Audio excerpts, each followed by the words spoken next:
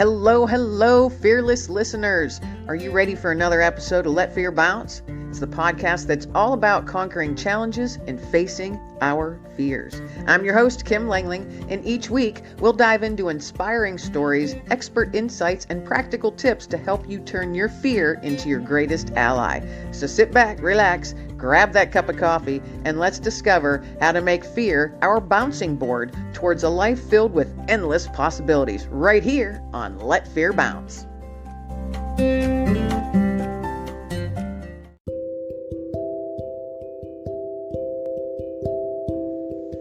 Have you asked yourself who's going to take care of your pet should something happen to you? Well, I've got an answer for you. The Do-It-Yourself Pet Estate Will Kit that gives you peace of mind that your family pet will be cared for when you are no longer physically able to care for them, with easy step-by-step instructions that guide you through the task of completing forms necessary to add your furry loved one to your existing will. Visit KimLanglingAuthor.com to find out more.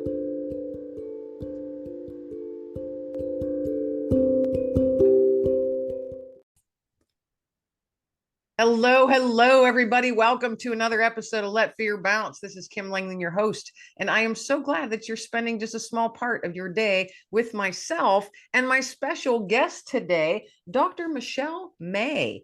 She is a former family physician and a recovered yo-yo dieter. She is the founder of Am I Hungry? Mindful Eating Programs and Training.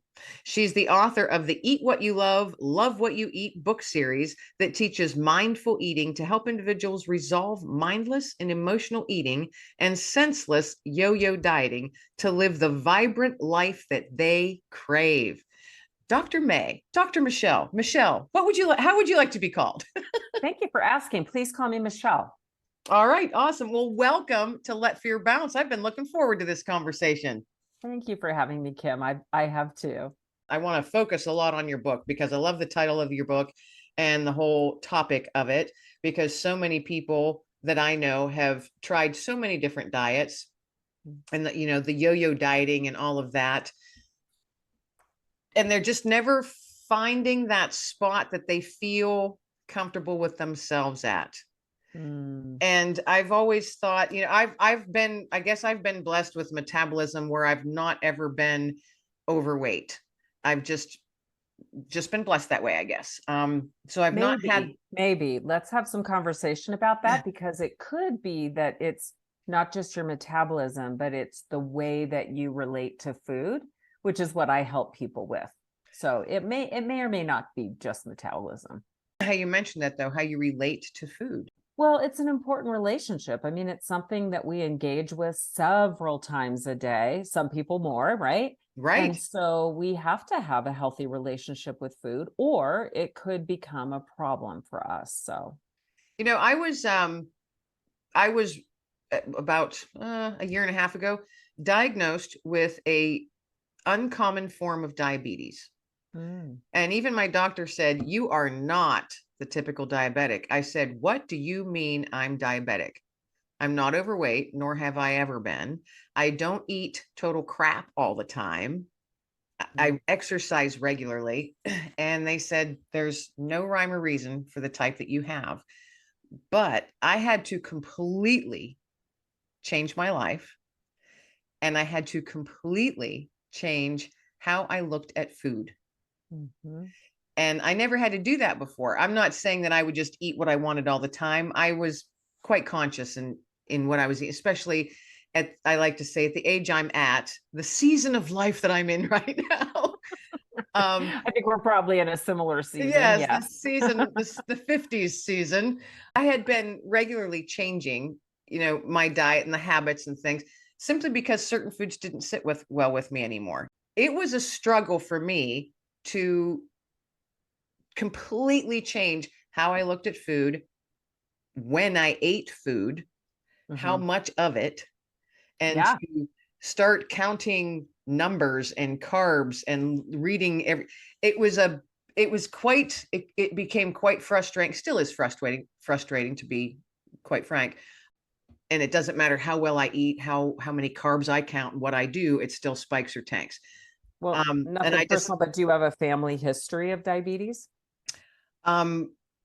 one other person I know in my family, my aunt, and she has type 2 diabetes.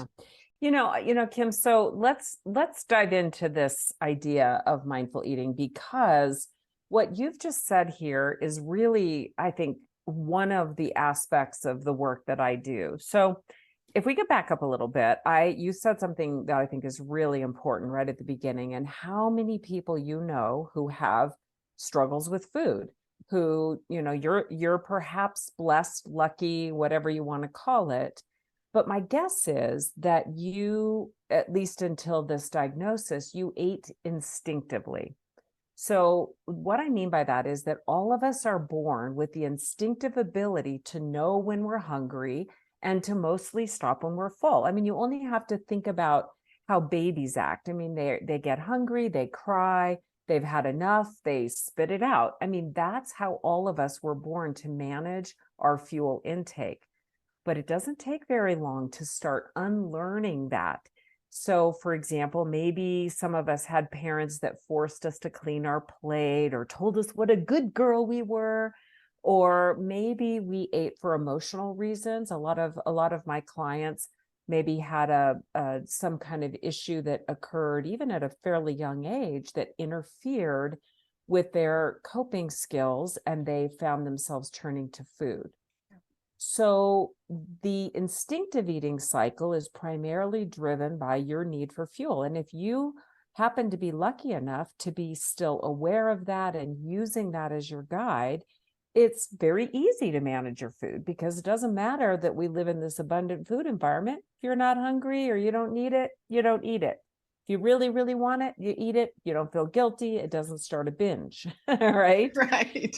So for me, that's really, I got into this because I personally struggled with eating from a fairly early age. And it really wasn't until I was all the way into my medical practice that I started realizing that there was a difference between me and people like you and my children who managed their eating effortlessly. And that really created the shift for me. You had mentioned that the yo-yo dieting. Did you do that yourself? Yes, I did. I started dieting at a young age. It was Weight Watchers way back then, right? And Weight Watchers is still, one of the more popular diets. And people do it over and over and over again. I like to say to people, gosh, if, restarted Weight Watchers 17 times. I was one of those lifetime members, and I would do it over and over. And I thought, gosh, if somebody had said, Michelle, you've done medical school 17 times. Maybe this isn't for you. Yeah.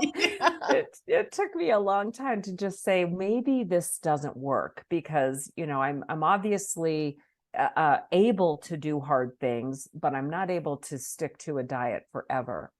And then I observed that my children and my husband, who I think was also fairly lucky, like you were talking about, they just don't diet. They don't restrict, they don't deprive, they don't obsess about food.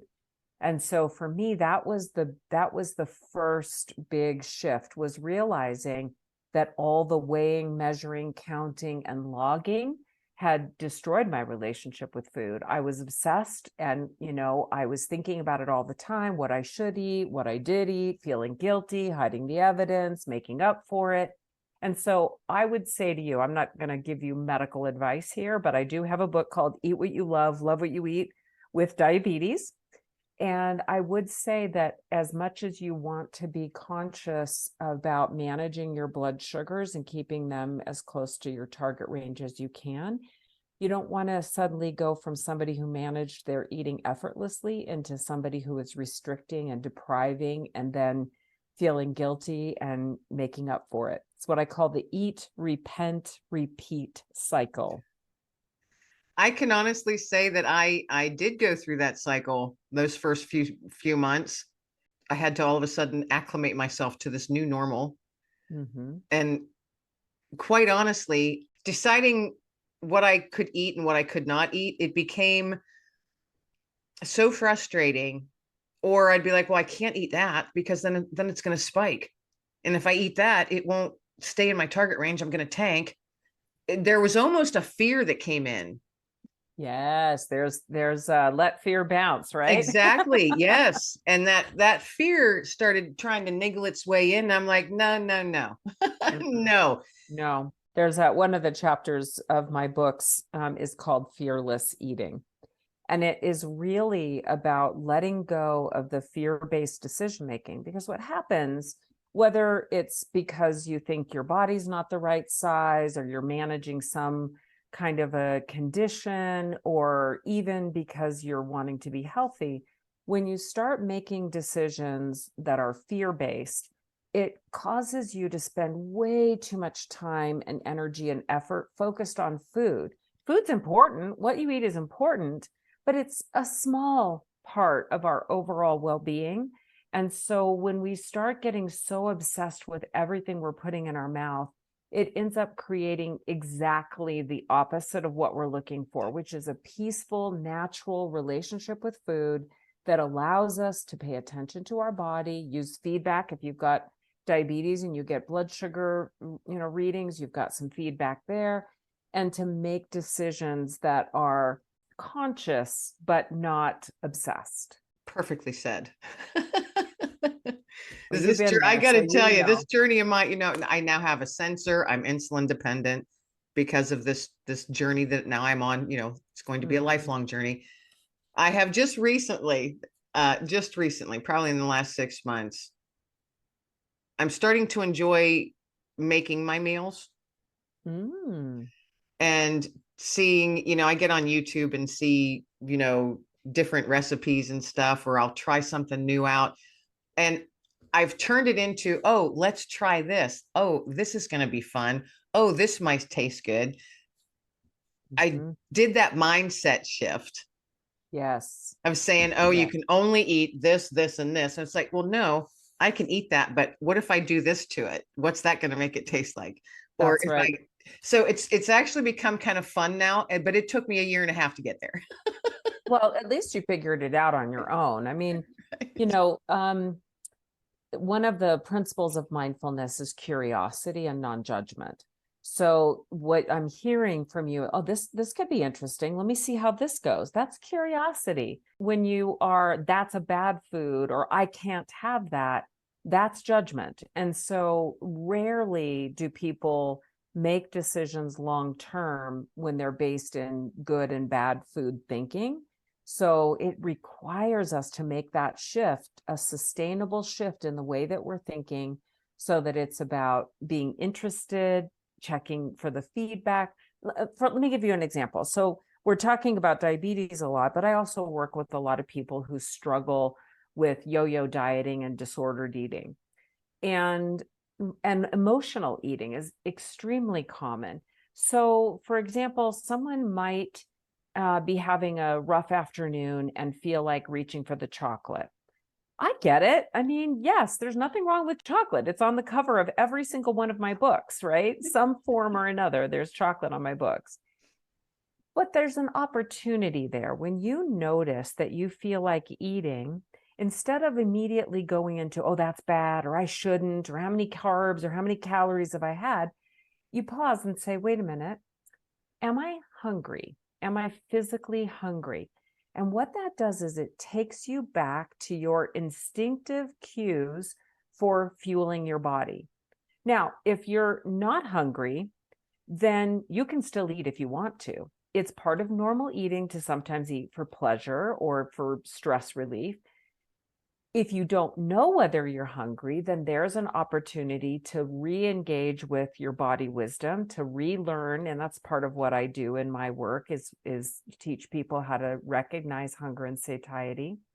If you aren't hungry, there's also an opportunity here to say, oh, well, then why do I want to eat? My body doesn't need fuel. This is my chance to check in and notice what emotions or needs that I'm having right now and how I might be able to meet those better. Because ultimately, this is really not about the food. It's about how we take care of ourselves, how we fuel our lives, and how we begin to notice it's really inside out. What's going on inside of me that tells me what my next step is. Does that make sense, Kim? Yes, it does. Yes, as a matter of fact, it does. Good. It does. And I appreciate you sharing that. So your books, you have a series. How many books are in your series? There's 4 and another one on the way, but has been on the way forever. Thank God it's not a baby, because it would never last. But yeah, so there's 4 of them now. There's Eat What You Love, Love What You Eat is the base one. It's the gold one. It was the one I started with. There's one for diabetes, as I mentioned. There's one for people who struggle with binge eating. And then there's one for students. So it's addresses a younger audience. What a great what a great idea, the one that you said addresses students. Yes, I think teach a class at Arizona State University. I think my passion for that came because that was one of the height of my disordered eating, was when I was in college.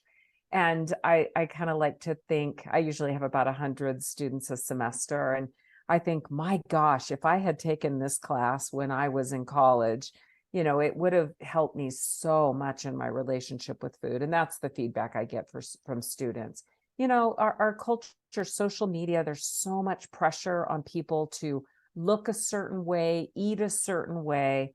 And it really separates people from their own body wisdom and from knowing that they're okay just the way they are. So I love the opportunity to kind of have that influence on young adults. Oh, I think it's a beautiful thing that you have that opportunity. What a blessing. Truly, what a blessing. I'm thinking of, as you were talking, when I was in high school, there was no such thing as social media. We Right? didn't have cell phones and all of that, but everything we're talking about still existed. Yes. And there was still that self-judgment or judgment by other students. Because my goodness, kids can be mean, Yes, they horribly can. mean. And I grew up in a small town, went to my graduating class had 72 people in it. Oh, wow. Small school. Wow. Yeah, small school, small town, country town. But there were a couple young ladies that you would notice. It was a noticeable change. We were like, are they throwing up after every time they eat? And they were.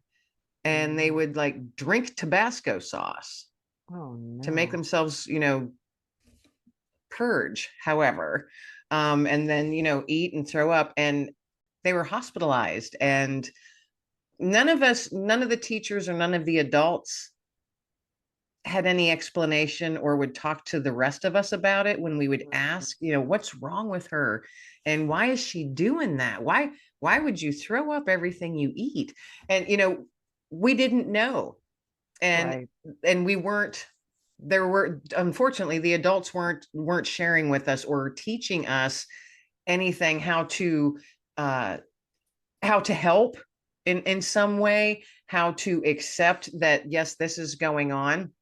It was very difficult for me. And as you were talking, all of that was coming back. And now I'm thinking, what they were going through, that they felt that they had to, I mean, they were skin and bones, Yeah. and ended up hospitalized for it. Yeah, I think you're right. I think this has been going on for many, many, many decades. I mean, there's even stories centuries ago of disordered eating and eating disorder like behavior. Here's the thing. With social media, it has spread like wildfire. And yes, we had, the mean girls and, the pressures that we had in those days. But I think it's highly magnified now. And there is also this obsession with healthy eating and, good foods and bad foods and clean eating and this, that, and the other thing. And the truth of the matter is that balanced eating is possible for all of us. So I have a moratorium on 3 words. I can't have. The minute you start saying I can't have XYZ, unless you're highly allergic to it and have a serious reaction, you literally can eat anything. You might choose not to, in which case don't say I can't have, say no thank you, I choose not to. Oh, maybe another time. But I can't have sets up deprivation, and deprivation ends up putting certain foods up on a pedestal. So we're thinking more about these foods. We want these foods more than we ever did before. And then when we eat them, we feel guilty, we feel bad about ourselves.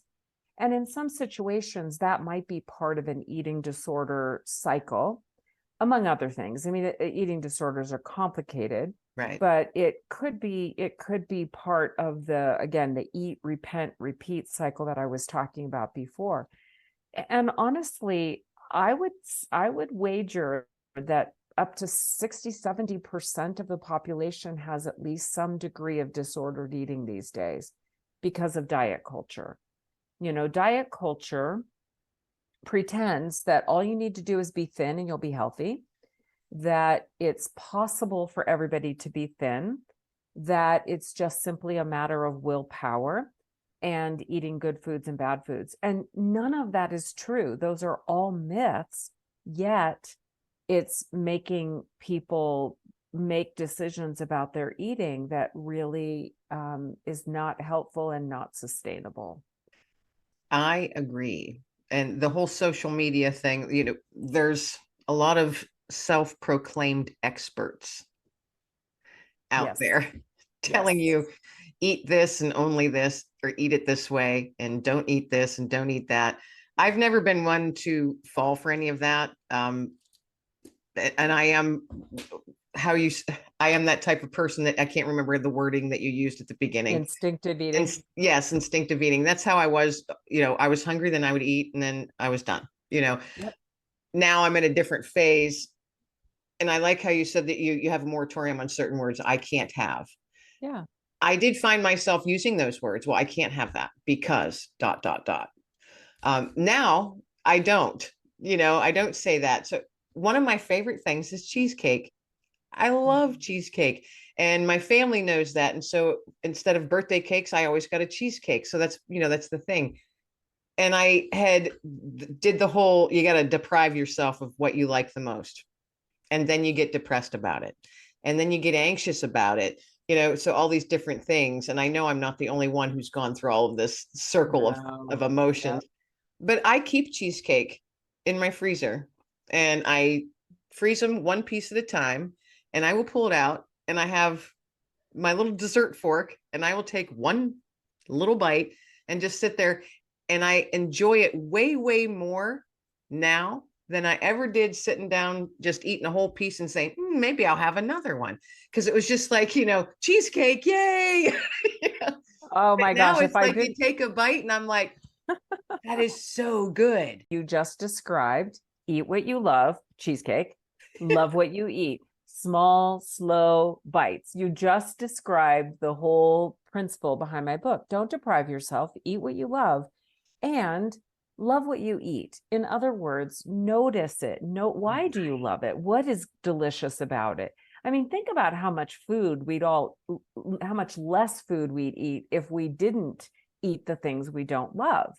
People just mindlessly eat things that they Right. don't even enjoy, that it's convenient or it's a habit or it's whatever's available, or they're eating it for emotional reasons and not even getting the pleasure out of it. Right. So mindful eating literally allows us to eat the foods we love the most.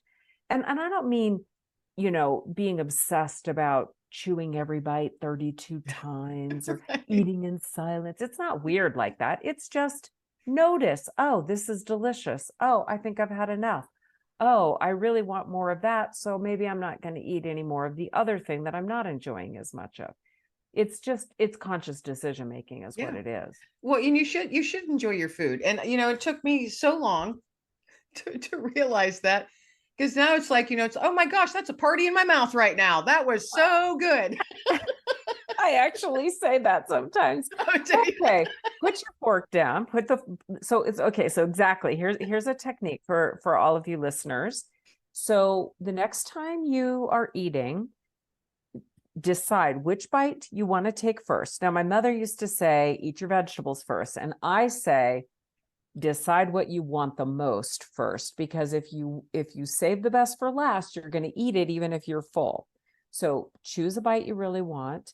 Take a small amount on your fork or in your hands, because you really only have taste buds on your tongue for the most part. If you take a really big bite, a lot of it's going to be in contact with your teeth and gums and the roof of your mouth where you don't have taste buds. So take a small bite and then put your fork down and show up to the party. Notice the aromas, the temperature, the textures. Notice salty, sweet, bitter, umami, which is savory. Notice all these things about the food as you're chewing it. Swallow it, wait for the flavor to disappear before you move on to the next bite.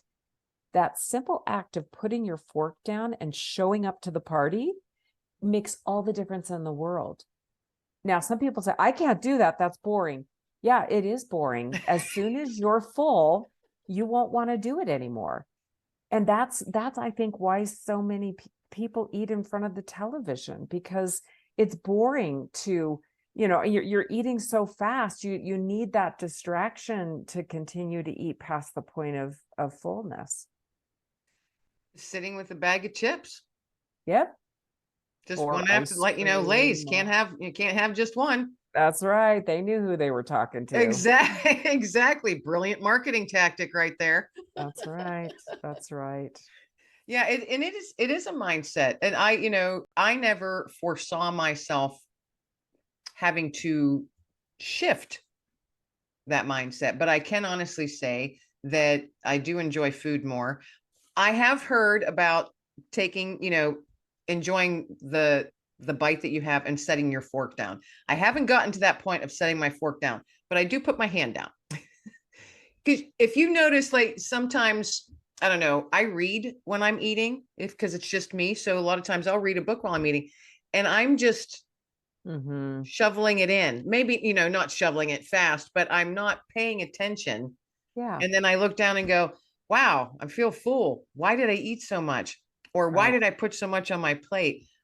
So I haven't gotten to the point now where I set my fork down, but I do make sure my hand goes down. Yeah. I'm not continually in motion. Yes, I take a pause. Yes. Yeah. Yeah. So you can eat mindfully and watch TV or read or have a conversation. What you're doing though is shifting your focus. Okay, now I'm focused on this bite.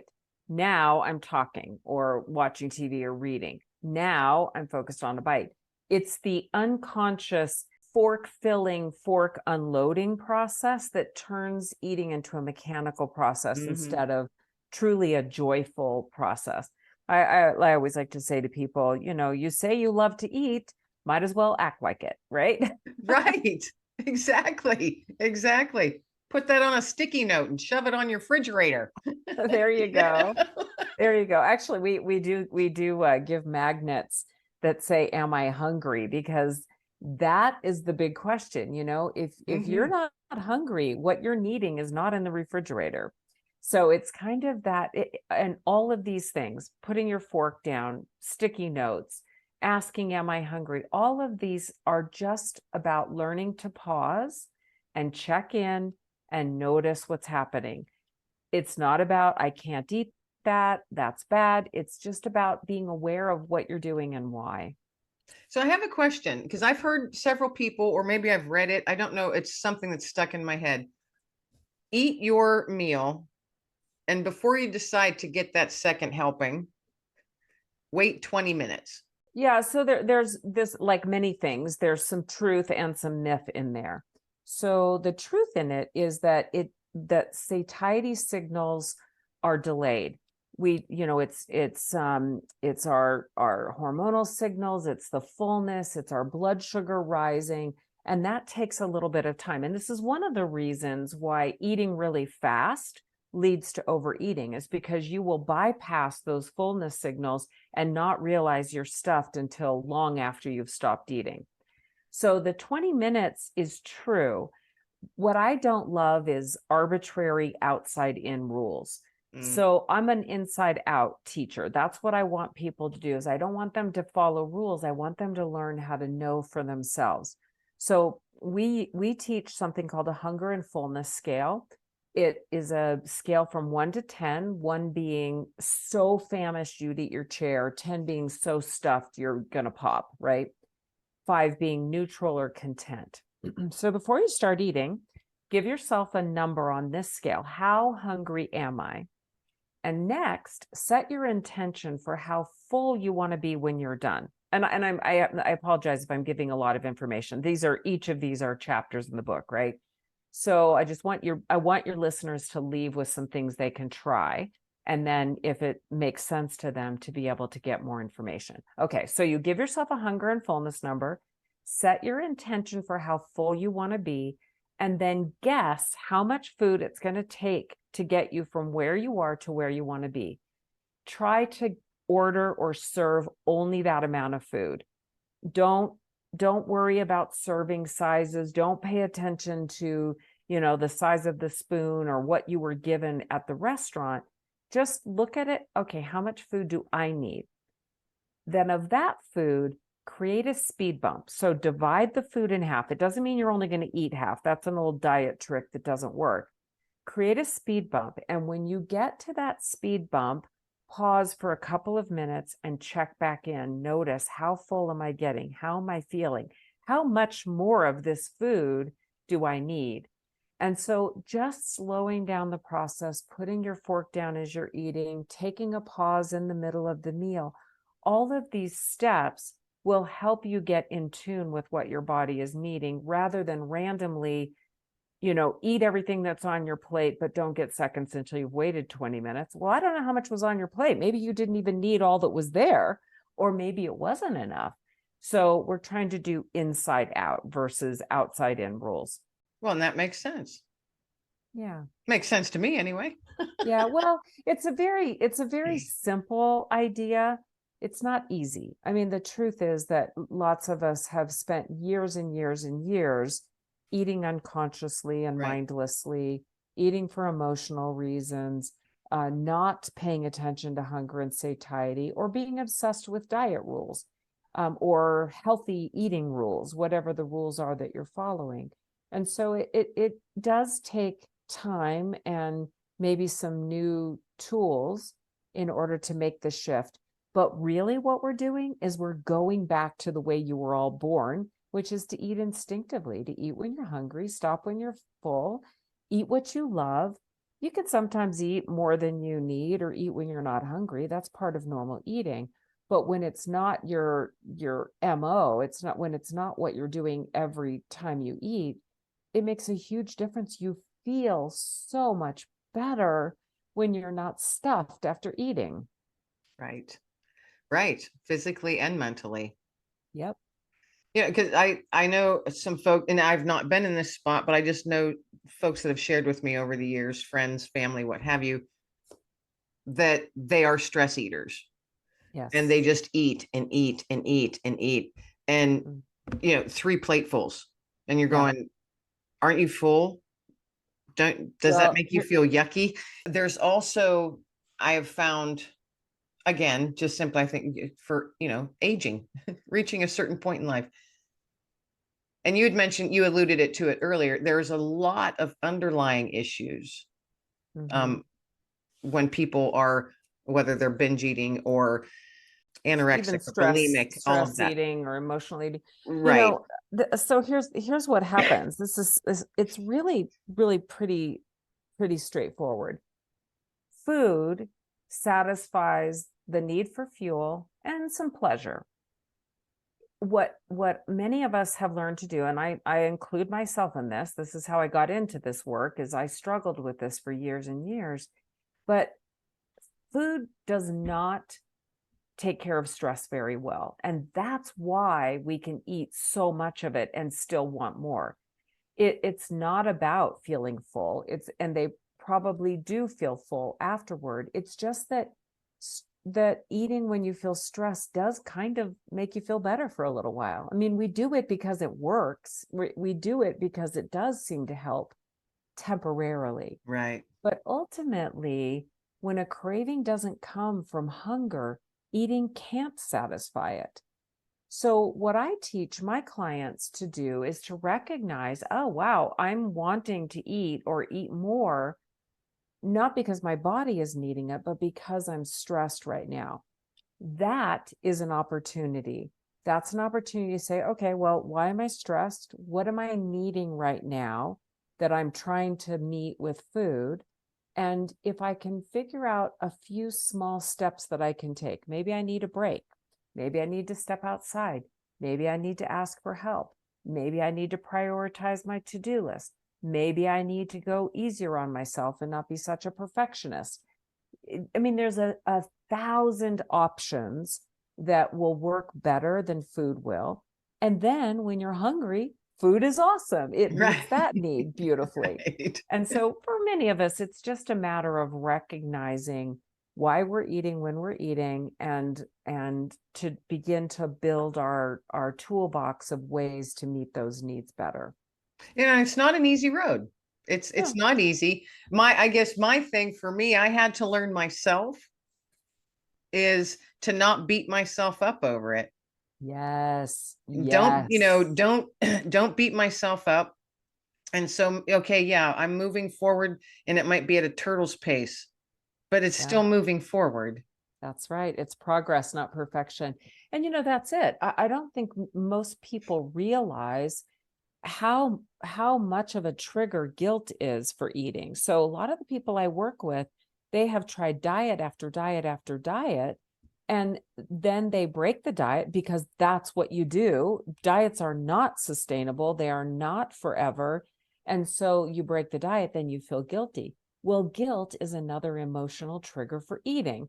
And so that's why you end up in this vicious cycle. So for you to have been able to see what was happening and to be able to step back and say, no, I'm going to eat cheesecake. That's going to be part of my life, and I'm not going to feel guilty about it.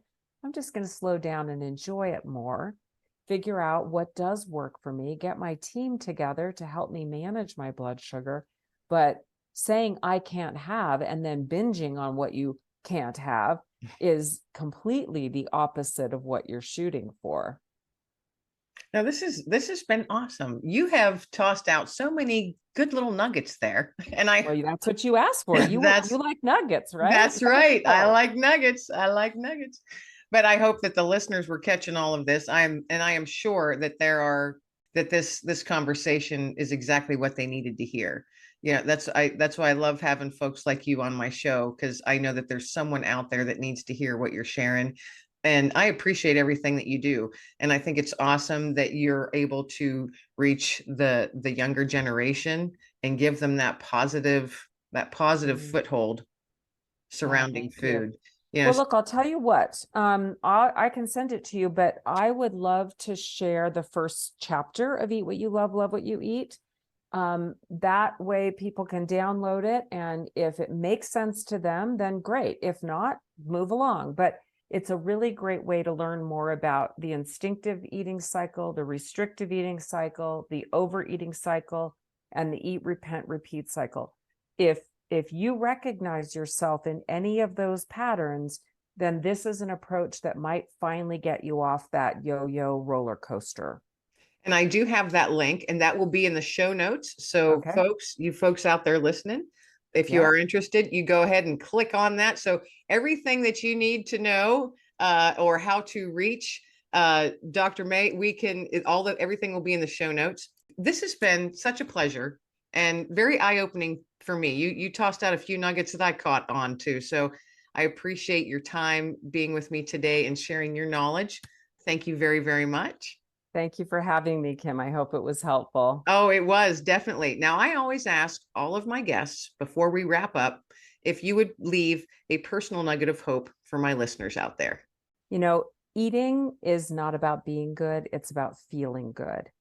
So if you're not feeling good after you eat, then it's time to take a step back and figure out what's going on. Are you trying to restrict? Are you trying to meet your stress needs with food? What is it that you're doing with food that isn't working for you?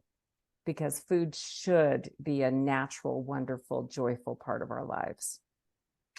Awesome. Awesome nugget. And all of you out there listening, I hope you caught that. I'll tuck it in your pocket and carry it with you for the rest of the day. Thank you so much once again for being my guest today. It's been a true, true pleasure. Thank you, Kim. Take good care, everybody.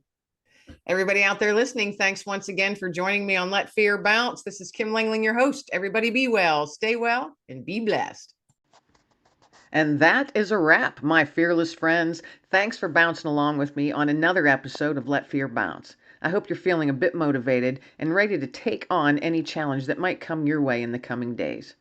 Be sure to hit that subscribe button so you never miss an episode of Let Fear Bounce. Tune in each week for your dose of inspiration from my amazing guests from all over the world. So until next time, keep bouncing forward and stay fearless, my friends. Everybody be well, stay well, and above all, be blessed.